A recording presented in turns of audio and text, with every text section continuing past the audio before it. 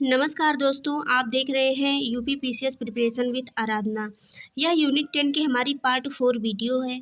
Unit 10 में हम संसाधन विकास और पर्यावरण से जुड़े विषयों का अध्ययन कर रहे हैं और आज के इस भाग में हम पढ़ेंगे सतत विकास। तो आइए देखते हैं। सतत विकास केवल एक सिद्धांत नहीं बल्कि मानव और प्रकृति के बीच संतुलन बनाए रखने की एक प्रक्रिया है। तो आइए हम सतत विकास की परिभाषा देखते हैं। सतत विकास वह प्रक्रिया है जिसमें वर्तमान पीढ़ी की आवश्यकताओं की पूर्ति इस प्रकार से की जाती है कि भविष्य की पीढ़ियां अपनी आवश्यकताओं को पूरा करने की क्षमता से वंचित ना हो। यह परिभाषा ब्रंटलैंड आयोग द्वारा 1987 में प्रतिपादित की गई थी। जैसे अगर हम जंगलों को पूरी तरह काट दें तो आज तो विकास दिखेगा, लेकिन भविष्य में जल, वायु और जीवन संकट में पड़ जाएंगे। ऐसा विकास असतत विकास कहलाता है। प्रमुख समस्या यह नहीं है कि तेज विकास के कारण जंगल कटे, जल प्रदूषित हुआ, जलवायु परिवर्तन बढ़ा, बल्कि इसी असतत विकास ने ही ऐसी असंतुलन की समस्या पैदा कर दी है। अब हम समझते हैं कि सतत विकास क्या नहीं है। अक्सर लोग समझते हैं कि सतत विकास क्या है, लेकिन यह नहीं समझ पाते कि सतत विकास क्या नहीं है। तो सतत विकास का अर्थ विकास को रोकना नहीं है, बल्कि विकास को सही दिशा देना है। जैसे फैक्ट्री लगाना तो विकास है, लेकिन प्रदूषण नियंत्रण के बिना फैक्ट्री लगाना असतत विकास कहलाता है। तो चलिए इसे सरल शब्दों में हम समझते हैं। सतत विकास वह विकास है जिसमें विकास प्लस पर्यावरण प्लस समाज तीनों का संतुलन बना रहता है। तो अब हम देख रहे हैं सतत विकास के आधार के बारे में। सतत विकास के 3 मुख्य आधार हैं। नंबर 1 आर्थिक विकास, नंबर 2 सामाजिक विकास और नंबर 3 पर्यावरणीय संरक्षण। आर्थिक विकास करने के लिए लोगों को रोजगार मिले और उसकी आय बढ़े तथा गरीबी कम हो, तब यह कहा जाएगा कि उनका आर्थिक विकास हुआ है। सामाजिक विकास के अंतर्गत शिक्षा, स्वास्थ्य, समानता और न्याय सुनिश्चित होनी चाहिए तथा पर्यावरणीय संरक्षण के अंतर्गत प्रत्येक व्यक्ति का यह दायित्व बनता है कि वह पर्यावरण के संरक्षण के लिए अनेक कदम उठाए। सतत विकास के इन आधारों में से अगर इनमें से एक भी कमजोर हुआ तो सतत विकास हमारा टिकाऊ नहीं रह सकता। तो चलिए अब हम देखते हैं सतत विकास के इतिहास के बारे में। तो आइए अब हम शुरू करते हैं।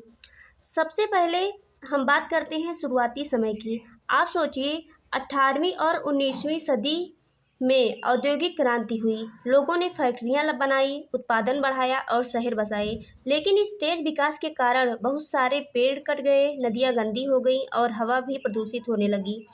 असली सवाल यह नहीं था कि इंसान सिर्फ अपने आज के लिए विकास कर रहा था, लेकिन भविष्य की पीढ़ियों की ज़रूरतों की कोई चिंता नहीं कर रहा था। यहीं से पहली चेतावनी आई।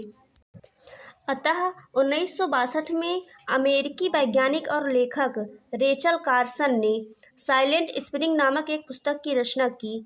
इस साइलेंट स्प्रिंग नामक पुस्तक के अनुसार कीटनाशक और रासायनिक पदार्थों से पर्यावरण और पक्षियों को नुकसान पहुंच रहा था। इससे पहली बार लोगों में यह चेतना आई कि विकास के साथ साथ पर्यावरणीय संरक्षण भी आवश्यक है। अब दुनिया ने महसूस किया कि समस्या सिर्फ किसी एक देश की नहीं है बल्कि पूरी दुनिया की है। परिणामतः 1972 में स्टॉकहोम सम्मेलन प्रस्तुत किया गया।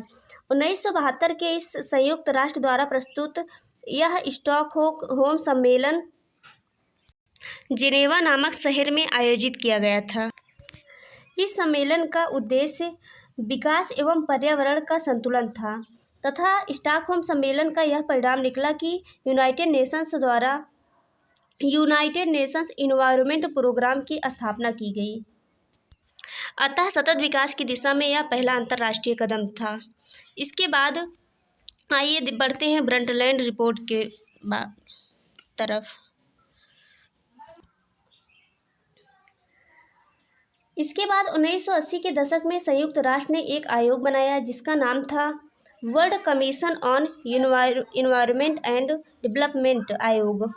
इस आयोग की अध्यक्ष ग्रो हार्लेम ब्रंटलैंड थी, जो नॉर्वे की प्रधानमंत्री थी। ग्रो हार्लेम ब्रंटलैंड ने 1987 में ब्रंटलैंड रिपोर्ट प्रस्तुत की, जिस रिपोर्ट का नाम आवर कॉमन फ्यूचर था। इसी रिपोर्ट ने पहली बार सतत विकास की परिभाषा दी। इस रिपोर्ट ने 3 मुख्य आधार स्तंभ बताए। पहला था आर्थिक विकास, दूसरा समाज में न्याय और समानता, इसके अलावा तीसरा था पर्यावरणीय संसाधनों का संरक्षण। तो 1987 के बाद सतत विकास सिर्फ एक शब्द नहीं रहा, बल्कि एक पूरी विचारधारा बन गई। अब हम आगे बढ़ते हैं 1990 के दशक में। 1992 में ब्राज़ील के रियो में पृथ्वी सम्मेलन हुआ। इसमें 172 देशों के नेता और वैज्ञानिक आए। उन्होंने मिलकर एजेंडा 21 बनाया। एजेंडा 21 का मतलब है हर देश के लिए सतत विकास की विस्तृत योजना। यह गरीबी उन्मूलन, पर्यावरण संरक्षण और सामाजिक न्याय के लिए अंतर्राष्ट्रीय रोड मैप था। इसके बाद 1997 में क्योटो प्रोटोकॉल आया। इसमें ग्लोबल वार्मिंग और ग्रीन हाउस गैसों को नियंत्रित करने का कानून बनाया गया। यह क्लाइमेट चेंज पर पहला अंतर्राष्ट्रीय कानून था।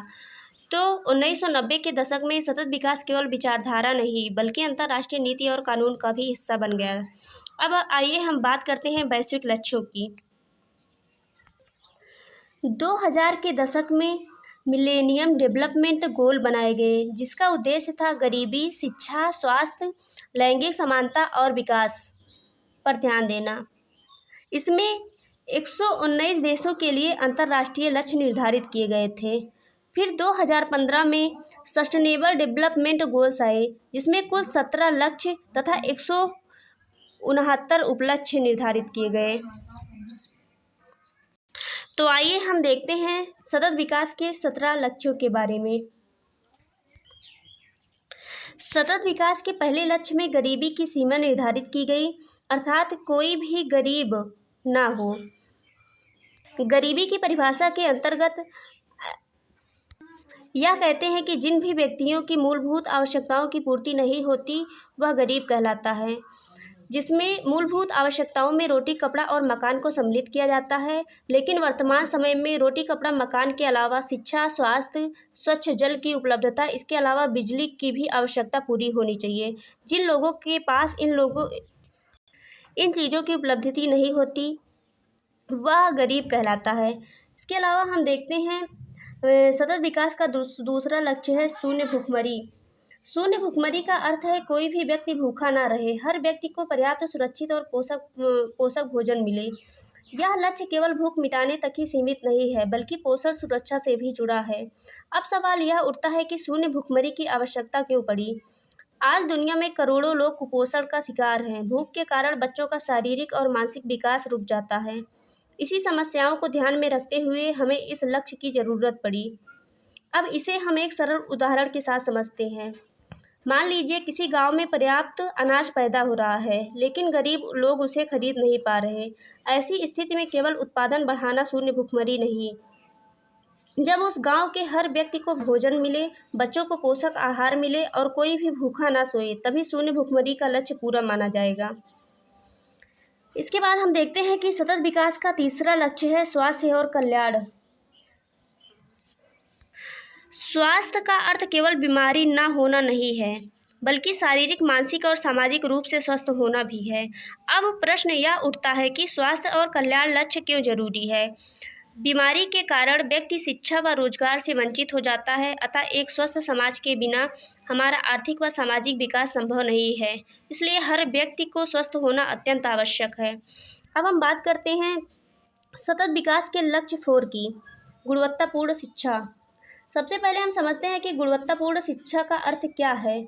इसका अर्थ केवल स्कूल में दाखिला होना नहीं, बल्कि ऐसी शिक्षा जो ज्ञान, कौशल और मूल्य को विकसित करे। अतः यह शिक्षा सभी के लिए समान, समावेशी और आजीवन सीखने योग्य होनी चाहिए। अब प्रश्न उठता है कि गुणवत्तापूर्ण शिक्षा लक्ष्य क्यों जरूरी है। तो आइए जानें। शिक्षा के बिना न रोजगार संभव है, न जागरूकता और न ही विकास। अशिक्षा ही गरीबी और असमानता को बढ़ावा देती है, इसलिए शिक्षा का होना अत्यंत आवश्यक है। तो अब हम बात करते हैं सतत विकास के लक्ष्य 4 की। लक्ष्य 4 है लैंगिक समानता। इसके बाद लक्ष्य 6 है स्वच्छ जल और स्वच्छता। लक्ष्य 7 है सस्ती और स्वच्छ ऊर्जा। लक्ष्य 8 है अच्छा काम और आर्थिक न्याय। 9 में उद्योग, नवाचार और बुनियादी ढांचा आता है। लक्ष्य 7 में असमानताओं में कमी। लक्ष्य 11 में टिकाऊ शहर और समुदाय। लक्ष्य 12 में जिम्मेदारी के साथ उपभोग और उत्पादन, लक्ष्य 13 में जलवायु कार्यवाही, लक्ष्य 14 में पानी के नीचे जीवन, लक्ष्य 15 में भूमि पर जीवन। इसके अलावा 16 में शांति, न्याय और मजबूत संस्थान, 17 में लक्ष्यों के लिए साझेदारी की बात की गई है। अब प्रश्न यह उठता है कि लक्ष्यों के लिए साझेदारी क्यों जरूरी है। सतत विकास के लक्ष्य बहुत व्यापक और जटिल हैं। कोई भी देश इन्हें अकेले पूरा नहीं कर सकता, इसलिए वैश्विक स्तर पर साझेदारी अत्यंत आवश्यक है। अब इसे हम एक सरल उदाहरण से समझते हैं। जैसे मान लीजिए किसी गरीब देश को स्वास्थ्य और शिक्षा सुधारनी है, लेकिन उसके पास पर्याप्त धन और तकनीकी नहीं है। ऐसी स्थिति में विकसित देश धन और तकनीकी प्रदान करते हैं और अंतर्राष्ट्रीय संगठन मार्गदर्शन प्रदान करते हैं। यही साझेदारी लक्ष्य 17 का वास्तविक उदाहरण है। अब हम यह देखते हैं कि यह लक्ष्य कब लागू हुए। सतत विकास के इन 17 लक्ष्यों को 1 जनवरी 2016 से विश्व भर में लागू कर दिया गया था। अतः अंतिम वर्ष 2030 है, जब तक हमें सभी सतत विकास लक्ष्यों को प्राप्त करना है।